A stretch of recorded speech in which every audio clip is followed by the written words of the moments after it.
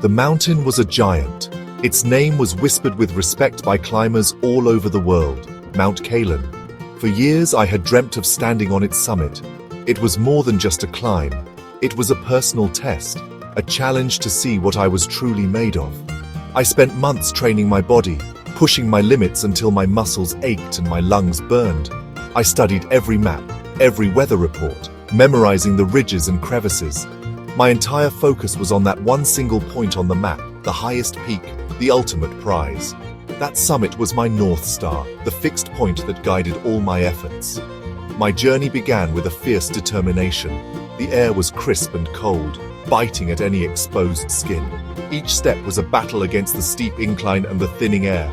But with every foot gained, my spirit soared higher. I felt alive, connected to the raw power of nature around me. The world below shrank into a tapestry of green forests and winding rivers. My rucksack felt heavy on my back, but it was filled with everything I needed for survival, everything meticulously planned for this singular goal. My compass, a trusty old friend, pointed steadfastly north, keeping me on the precise, well-trodden path to glory. The early days of the ascent were exactly as I had imagined. They were tough, grueling, and utterly predictable.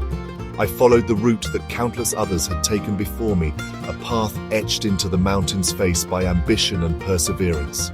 I ticked off landmarks from my map, a sense of satisfaction growing with each one. The climb was hard, but it was a known quantity. There was a certain comfort in that, in knowing that the challenges were expected.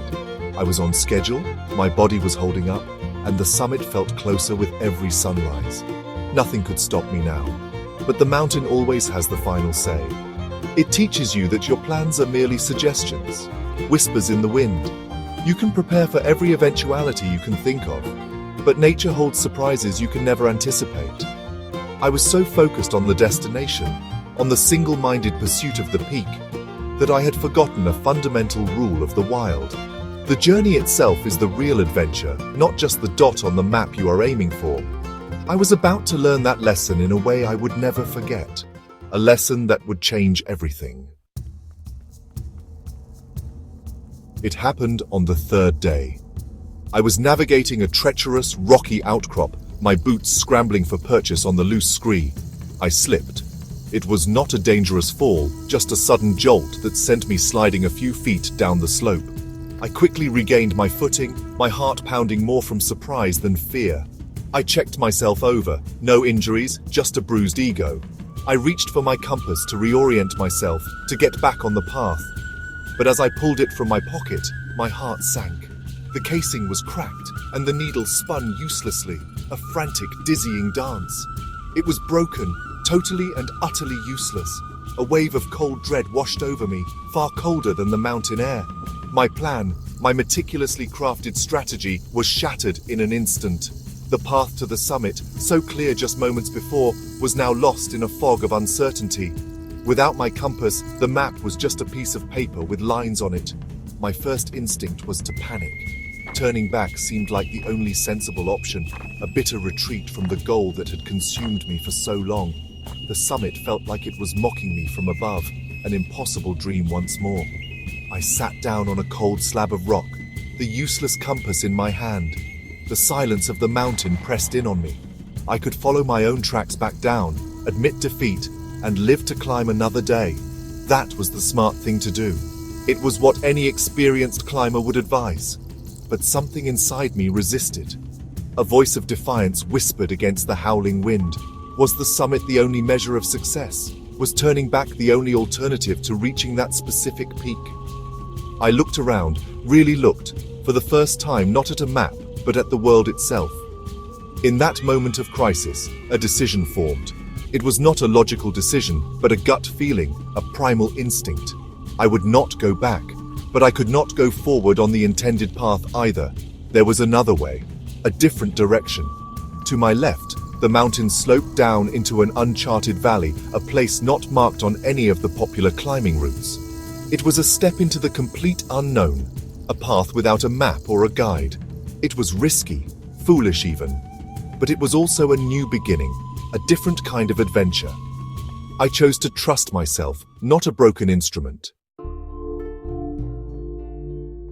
Leaving the familiar trail felt like stepping off the edge of the world. Every instinct screamed at me to turn back to the safety of the known. But I pushed forward, my senses on high alert. The terrain was difficult, forcing me to move slowly and deliberately.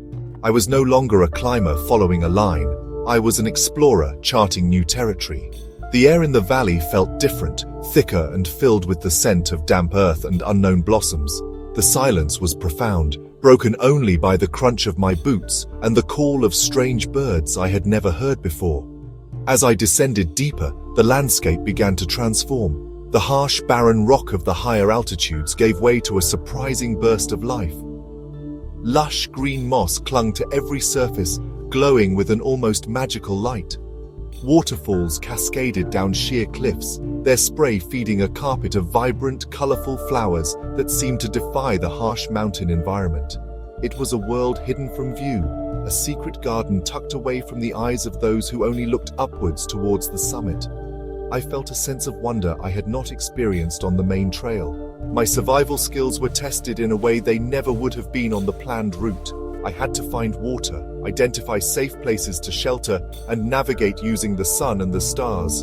It was challenging, but it was also incredibly empowering. I was relying on myself, on my knowledge and my instincts. Each small victory, finding a clean water source, starting a fire with damp wood, felt more significant than reaching any pre-planned checkpoint on a map.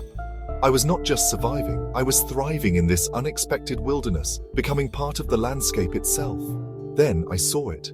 Nestled amongst a patch of unique, deep blue flowers was a creature I had only read about in old explorers' journals. A kaolin blue butterfly, a species thought to be extinct for over a century. Its wings shimmered with an iridescent light, a living jewel in this hidden paradise. I watched, breathless, as it danced in the air, a symbol of the incredible beauty that lies off the beaten path. Finding this butterfly was a discovery far greater than standing on any summit. It was a moment of pure, unscripted magic, a reward I could never have planned for. Standing in that secret valley, watching that impossible butterfly, I understood. The true summit was not a physical place. It was not about conquering a mountain or ticking a box on a list of achievements. My obsession with reaching the peak had blinded me to the vast, incredible world that lay just beyond the narrow path I had set for myself. The broken compass, which at first had felt like a disaster, had actually been a gift. It had forced me to abandon my rigid plan and open my eyes to the world around me, to embrace the unknown with courage and curiosity. This unexpected journey had taught me more about myself than any successful summit attempt ever could. It had stripped away the ego and the ambition, leaving behind something more real and more profound. I had discovered a resilience I did not know I possessed. I had learned to trust my own instincts, to read the land, and to find my way without a guide. The real growth happened not when I was following a map, but when I was lost, when I had to create my own path forward, one uncertain step at a time. That is where you find out who you really are. True success, I realized, is not about sticking to the plan, no matter what. It is about having the courage to adapt when the plan falls apart. It is about finding meaning and beauty in the unexpected detours. The world is full of hidden valleys and rare discoveries, but you will never find them if you only ever look straight ahead, focused on a single, distant goal. The greatest rewards are often found when we are brave enough to wander, to get a little bit lost, and to see where the journey takes us. The broken compass had not led me astray. It had led me home. As I eventually found my way back to civilization, I carried the memory of the valley with me. It changed my perspective on everything. Life is not a ladder to be climbed, but a landscape to be explored. Sometimes, the most fulfilling journeys are the ones we never intended to take. So, when your compass breaks, do not despair. It might just be the best thing that ever happens to you. Embrace the uncertainty. Choose the uncharted path. You might just find a success that is richer, deeper, and more meaningful than anything you could have ever planned. And that is the ultimate adventure.